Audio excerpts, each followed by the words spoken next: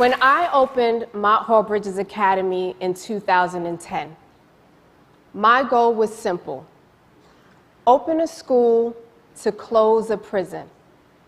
Now, to some, this was an audacious goal because our school is located in the Brownsville section of Brooklyn, one of the most underserved and violent neighborhoods in all of New York City.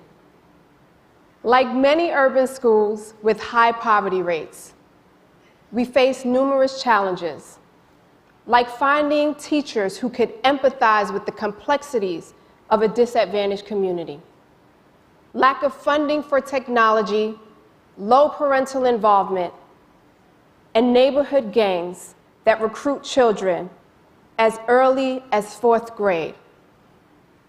So here I was, the founding principal of a middle school that was a district public school, and I only had 45 kids to start. 30% of them had special needs. 86% of them were below grade level in English and in math, and 100% living below the poverty level. If our children are not in our classrooms, how will they learn? And if they're not learning, where would they end up? It was evident when I would ask my 13-year-old young man, "Where do you see yourself in 5 years?" And his response, "I don't know if I'm going to live that long." Or to have a young woman say to me that she had a lifelong goal of working in a fast food restaurant, to me, this was unacceptable. It was also evident that they had no idea that there was a landscape of opportunity that existed beyond their neighborhood. We call our students scholars because they're lifelong learners. And the skills that they learn today will prepare them for college and career readiness. I chose the royal colors of purple and black because I want them to be reminded that they are descendants of greatness, and that through education, they are future engineers, scientists, entrepreneurs, and even leaders who can and will take over this world. To date, we have had 3 graduating classes at a 98% graduation rate. This is nearly 200 children who are now going to some of the most competitive high schools in New York City.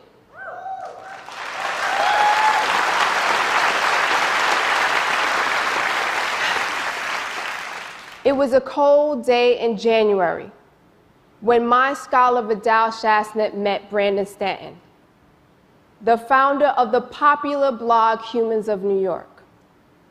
Brandon shared the story of a young man from Brownsville who had witnessed violence firsthand by witnessing a man being thrown off of a roof, yet he could still be influenced by a principal who had opened up a school that believes in all children. Vidal embodies the story of so many of our underprivileged children who are struggling to survive, which is why we must make education a priority.